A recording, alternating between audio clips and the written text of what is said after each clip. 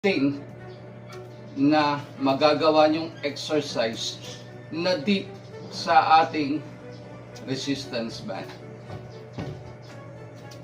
Diba? So, mafe-feel mo talaga na tumatama sa ilalim ng ating chest. Alright? So, pakiramdaman nyo guys, no? So, pagka mali yung form, tatama yan instead na sa chest nyo, sa shoulder guys.